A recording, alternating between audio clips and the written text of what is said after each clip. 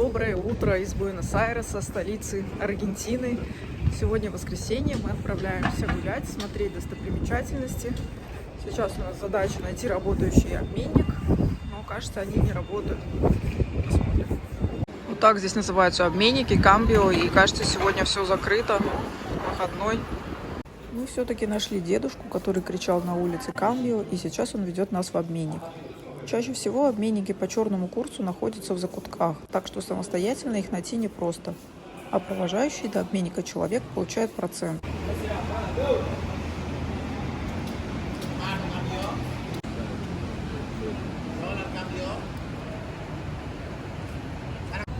В Аргентине сложная ситуация на валютном рынке. Здесь есть и белый курс в банке, и есть черный курс, который в 2 раза выше официального. Ну и, соответственно, нам выгоднее менять доллары по черному курсу, потому что получается все здесь в 2 раза дешевле. Вот. И на улицах стоят вот такие мужчины, женщины разные, кричат «камбио, камбио», и они потом тебя заводят куда-то в какой-то обменник, и ты там можешь поменять деньги по черному курсу. Здесь по Буэнос-Айресу ездят такие автобусы желтые, но мы почитали, у них отзывы плохие, 3 балла где-то ставят. Хотели вообще изначально на них покататься, но решили все-таки своими ногами погулять.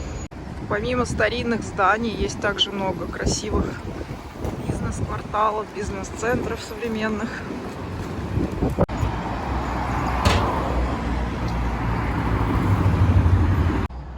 Мы пришли на набережную. Здесь вот прямо перед нами остров, а после него уже идет океан. Здесь вот такой небольшой канал с яхтами. А здесь вот старое здание. И, видимо, здесь был порт, остался вот такой кран погрузочный. Это вот чье-то гнездо наверху, на этом большом кране.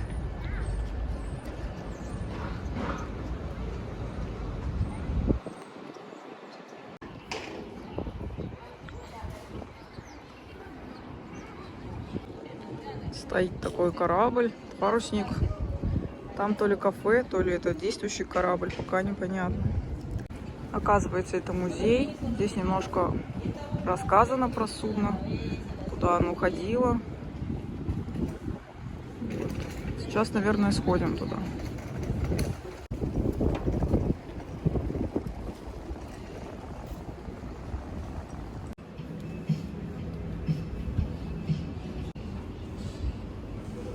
Якорь. Поднимаемся наверх. Мы поднялись на нос корабля. Здесь развивается флаг.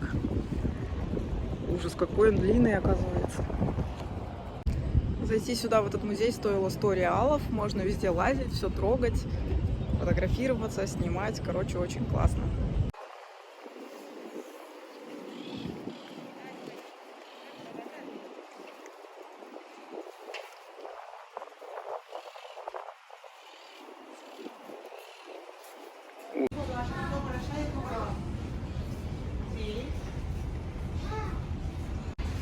Такое я видела только в кино. Это же чтобы паруса расправлять.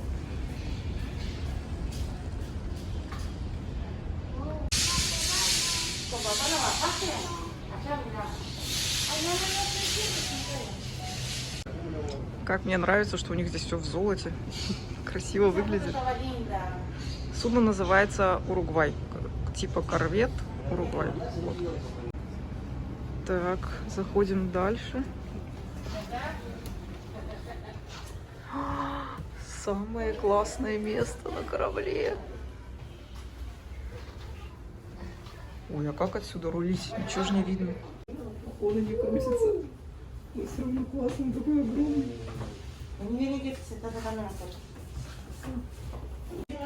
Тут есть еще один штурвал. Но здесь табличка, что его нельзя трогать. Возможно, это действующий руль этого корабля. Штурвал, точнее.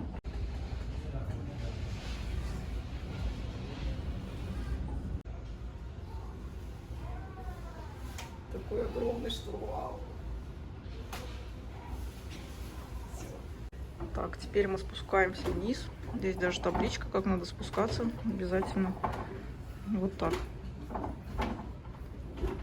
Здесь, наверное, какое-то машинное отделение. А, нет, это что? Пушечное ядро, что ли? Так, ну мы пойдем дальше.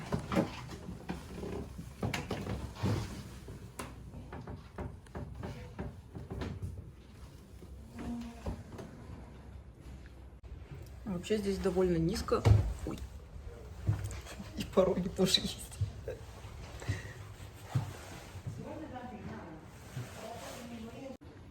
Это, видимо, команда или капитаны корабля.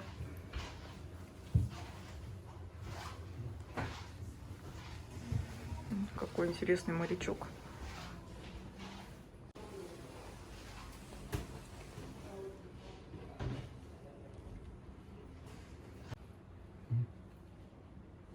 Такие мощные здесь закрыватели дверей. Так, идем дальше.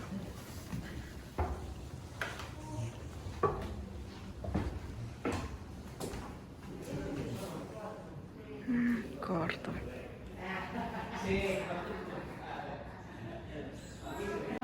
Первый раз такое вижу. Это треуголка, а это, видимо, чехол для нее. Ничего себе. Оружие древнее. Шпага. Или что это? Красота. А здесь есть даже таблица о состоянии льда. Когда можно плыть, идти, когда нет. Это боевые заслуги корабля. Вот мы здесь в Буэнос-Айресе. Вот это какой-то остров. Там дальше Монтевидео.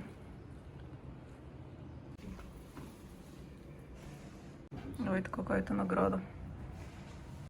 Так. Проход сужается.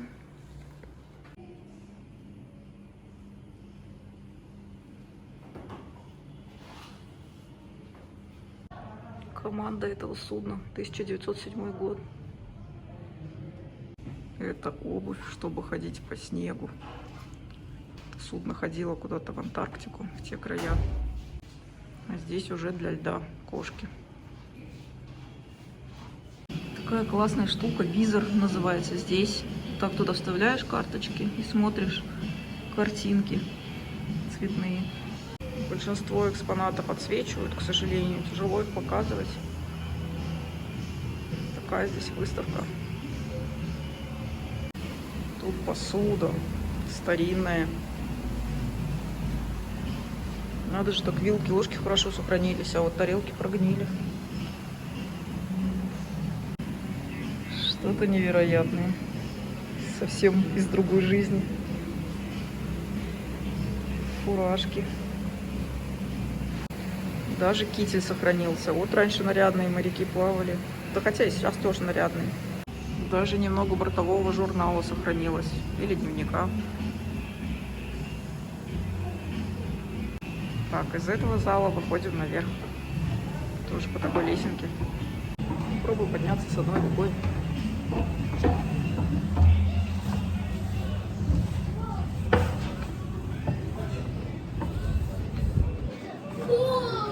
Достаточно успешно. Не сильна в корабельной терминологии, но вот мы поднялись еще куда-то. Здесь можно посмотреть вдаль. Можно посмотреть туда.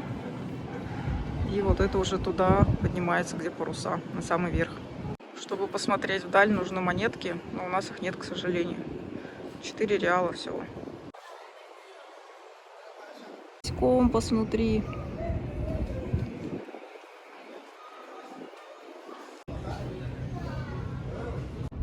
Вход в музей на корабле стоил всего лишь 100 реалов. На сегодняшний день это 50 центов.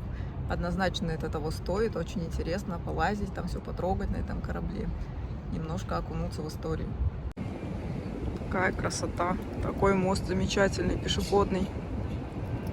Вот так вдоль всей набережной кафешки, столики. Такое прогулочное место.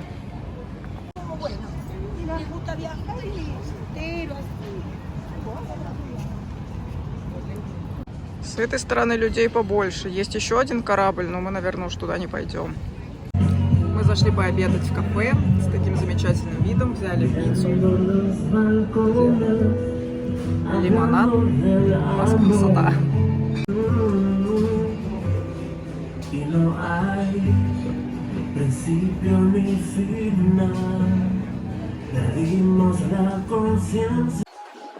Еще один корабль-музей. Этот побольше. И людей в нем больше. Можно оставить на следующий раз. Тут даже пушки.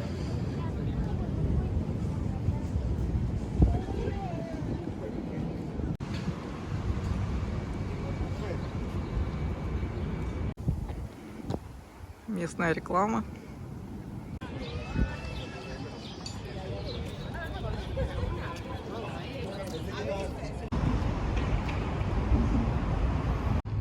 Мы сейчас перешли на другую сторону реки. Вот эти сооружения посреди реки, это похоже на квартиры, которые вот на воде, плавучие квартиры. Но я не уверена в этом. А гуляли мы по той стороне. Мы решили зайти в новый район, посмотреть, какие здесь дома современные у аргентинцев. Очень все красиво.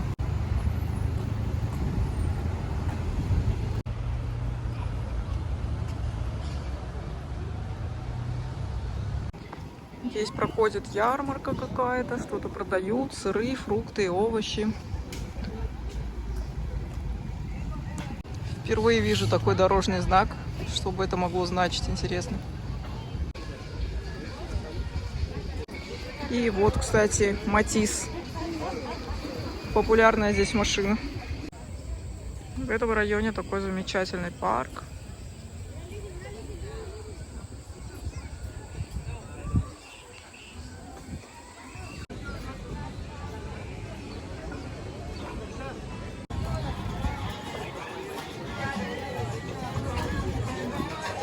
Там закрыто.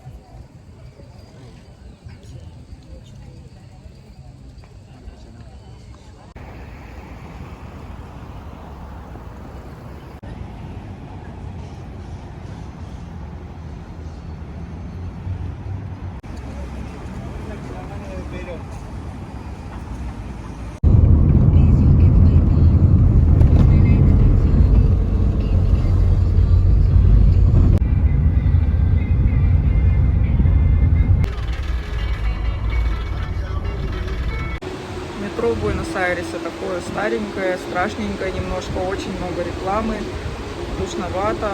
Сегодня воскресенье, поэтому людей хватит. Первая линия метро в Буэнос-Айресе открылась в 1913 году. Многие станции украшены красивыми мозаиками и картинами, но преобладают все-таки многочисленные рекламные плакаты. В будни в метро не протолкнуться, и это даже не в час пик. По выходным людей намного меньше. Из станции метро на улицу ведут несколько узких выходов в разные стороны дороги.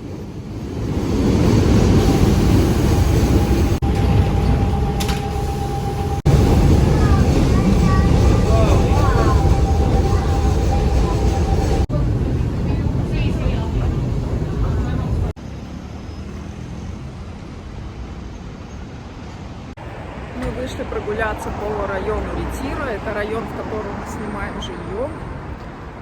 Смотреться. Сегодня вторник, и такое ощущение, что многие люди выходят с работы пораньше. В кафешках сидят люди. В общем, осмотрим окрестности. Сейчас начало апреля, и в Буэнос-Айресе уже осень началась. Даже уже точнее разгар осени. Очень красиво.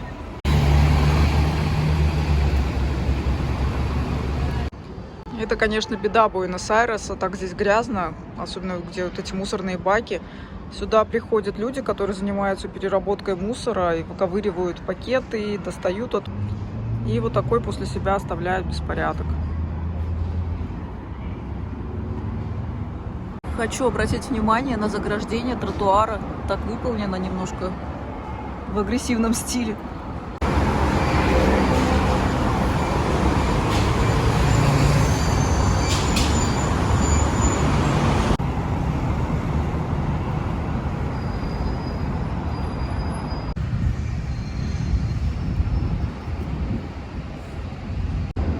Вот мы подошли к такой красивой башне.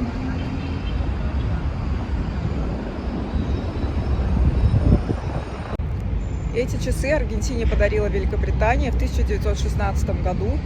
Это копия знаменитых часов Биг Бен. Вот. Но, видимо, здесь больше сам механизм, сами часы копия Биг Бена, а башня другая. И это здание вокзала. Если я не ошибаюсь, Южный вокзал.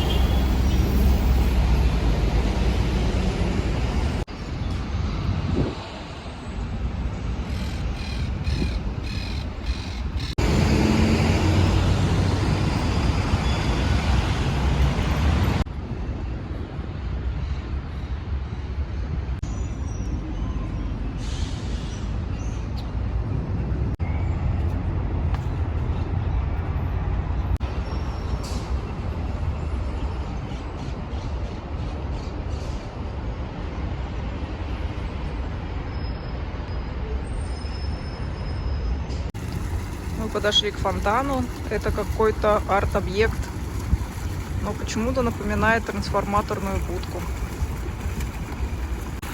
Видимо, в фонтане кто-то стирал носки, но почему-то не забрал. Мы сейчас идем в сторону этого огромного дерева. Оно обнесено забором, но все же посмотрим. Вот это огромное дерево.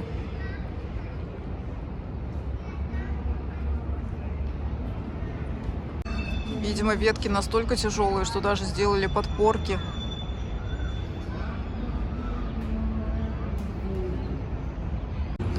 Тут ветка упала, и ее сразу оградили такой веткой, как будто произошло преступление.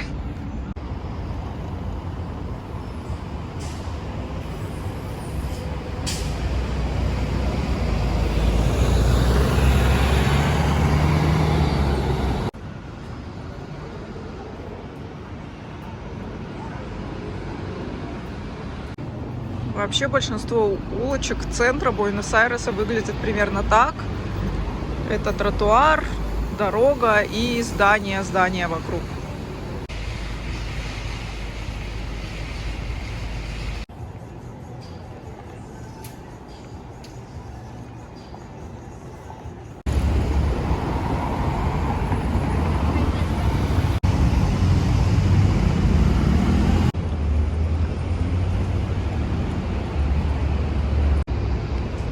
Памятник почтальону, и за ним огромное красивое здание, культурный центр. Сегодня, к сожалению, уже закрыто, но, возможно, в другой день сможем туда попасть. Есть еще памятник вот этой женщине. Некоторые буквы уже поотвалились, но все равно эпично. Эти здания — это жилые дома. И хочу обратить внимание на вот это, которое в центре. Какие там высоченные окна по сравнению с другими. Прям дворец какой-то. Вообще центр города Буэнос-Айреса очень красивый, впечатляет. Много красивых зданий. Также и люди красиво одеваются. Костюмы, галстуки. В общем, такая атмосфера в городе приятная, нарядная. Сейчас я хочу показать очередь на остановку. Вот там автобусная остановка вдали. Сюда стоят люди. Вот эта очередь длится.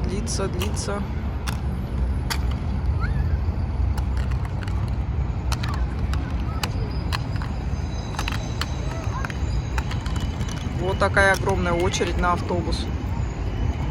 Причем большинство автобусов в городе вот такие пустые или полупустые. Поэтому совсем непонятно, почему такие очереди на них.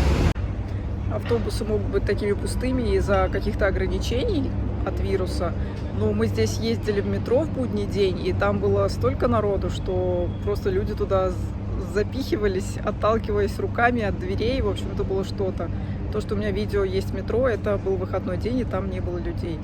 Поэтому очень странно, что на автобусах действуют какие-то ограничения, а в метро их абсолютно нет. То мы идем дальше. Здесь такая площадь приятная, чистая, просторная. И здесь такие красивые здания.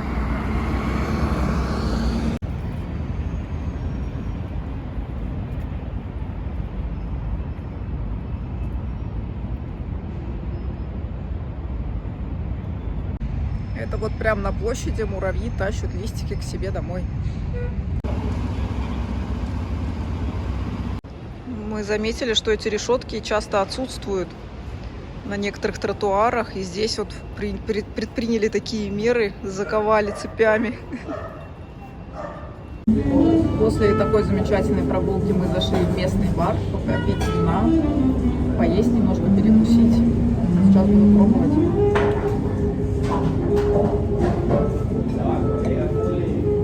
Вообще в Аргентине делают очень хорошее вино.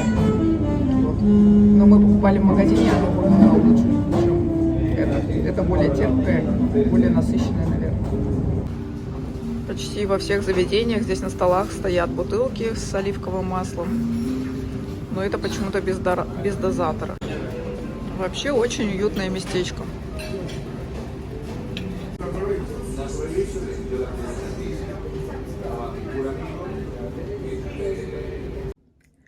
Мы решили не останавливаться на достигнутом, поэтому зашли в магазин и купили вот такое вино. Каберне Савиньон. Стоило оно $2,5. Цена немножко настораживает, но здесь, это было самое дорогое вино в супермаркете. Потом взяли еще вот такую сгущенку местную тоже. Она здесь даже на магнитиках есть, поэтому я подумала, что все-таки стоит ее попробовать. И по мелочи тут рис. Тут почему-то проблемы с крупами, в основном рис продают. Вот поэтому его решили взять. И крекеры. Если вам интересно побольше быта в путешествиях, в переездах, то напишите в комментариях. Потому что мне кажется, что самая жесть – это именно бытовая часть путешествий. Но все это все равно перекрывается новыми ощущениями, новыми городами. Все равно это здорово, это того стоит. Вот я стою на кухне, пробую эту сгущенку. Она такая вообще вкусная. Что-то между сгущенкой и ириской. Доброе утро из Буэнос-Айреса. Мы начинаем его с завтраком в замечательной кофейне, которая находится рядом с нашим домом. Вообще, я здесь как-то купила кофе в магазине, и оно оказалось, мягко говоря, невкусным. Поэтому кофе лучше пить в кофейне. Здесь оно замечательное.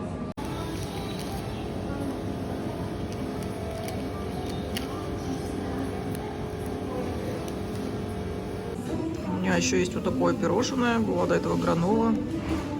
Не понимаю, как его есть, но сейчас попробую. Печенька очень сладкая. И вот это то, что посередине белое, это похоже, как будто мука, смешанная с сахаром. Спасает варенье, но для меня слишком сладко. Завтрак в этой кофейне нам обошелся $7 на двоих, а сейчас мы пришли, чтобы немножко обналичить денег. Теперь мы это делаем через криптообменник, точнее обналичиваем просто криптовалюту. Вот. Приходишь в обменник, там мужчина, которому нужно перевести свои деньги, стейблкоины, и он дает наличными доллары. Комиссию этот мужчина берет со $100 $4,5. Вот. Выводит очень быстро. И теперь нам нужно найти обменник, чтобы обменять эти $100 по черному курсу. Проверяем курс в интернете. Курс немножко обвалился. В Аргентине вследствие финансового кризиса два курса валют. Белый, который меняют в банке, и черный, который меняют на улице. При этом черный в 2 раза выгоднее. Сейчас пойдем искать. Здесь вот в центре стоят люди, мужчины, женщины, кричат «Камбио, камбио». Это значит, они вас зовут в обменник по черному курсу.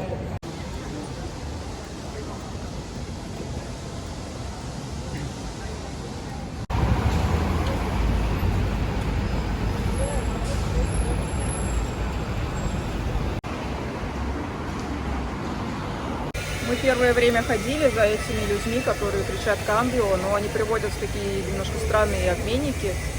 Вот, и потом нашли возле дома такой чистый, опрятный обменник, никто туда не зазывает, не орет, меняют все, красивые девушки сидят, на счетной машинке считают. В общем, очень цивилизованное место, поэтому мы теперь меняем здесь. А те, кто кричат «Камбио», мы как-то зашли, там сидят такие парни, зализанные гелем волосы, полумафиозного вида. И он нам как-то раз дал мелкими купюрами и говорит, это же вам не банк, когда мы начали говорить, дай нормальными деньгами. Вот, поэтому мы туда больше не ходим. Вышли из салона красоты, стрижка обошлась в $13. Примерно на 100% не то, что я хотела. Ну да ладно, если кофе получается заказать через раз, который хочешь. Эх.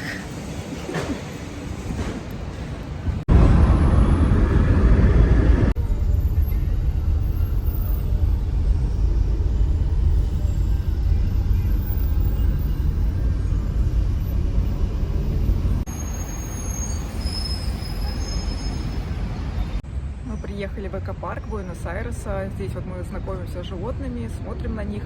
Некоторые животные свободно гуляют, а кто-то из них живет в вольерах, более опасные хищники. Но мы сейчас только зашли, и вот только видим первых уточек и чупакабра. Мара вообще они называются.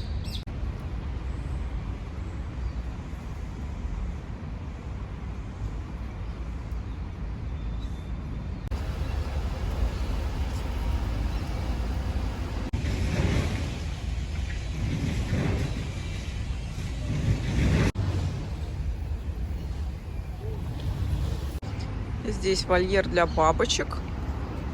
Там есть и решетки, есть без стекол. А я думаю, что по городу столько бабочек летает. Но здесь не видно никого внутри. Такой домик интересный, как будто здесь живет хоббит. Есть QR-код.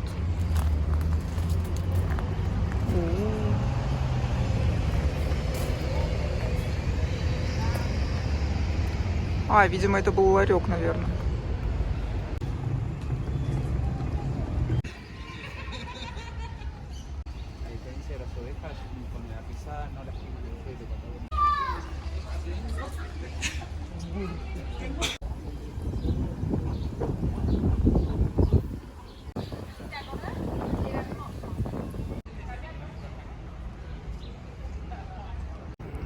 Парк большой, но в основном все павильоны закрыты.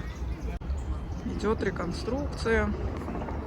Здесь вот тоже большое здание ремонтируют. Зато здесь растет алоэ.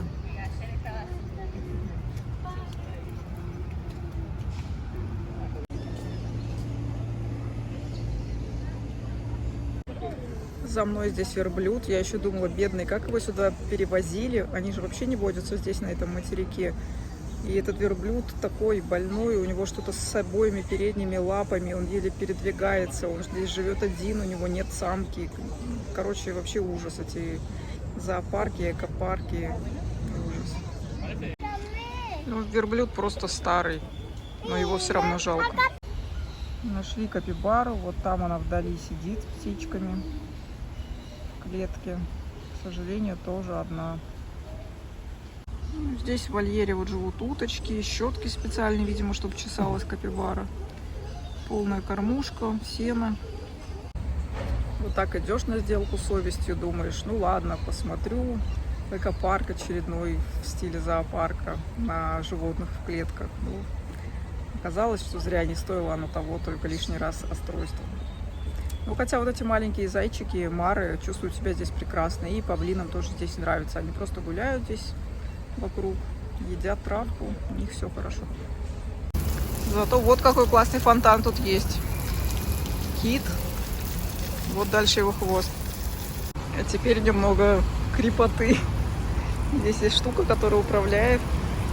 Давайте сюда нажмем.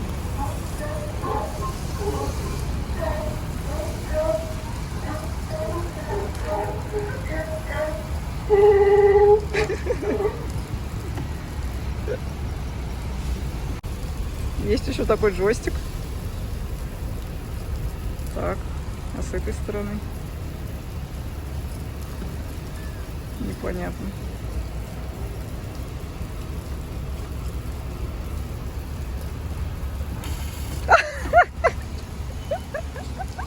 Есть еще черепаха.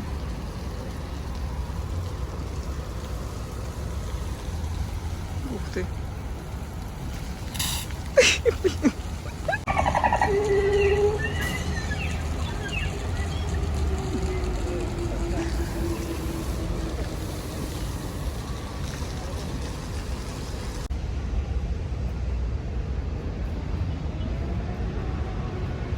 Буэнос-Айрес – город невероятно красивый. Мы остаемся здесь еще на некоторое время.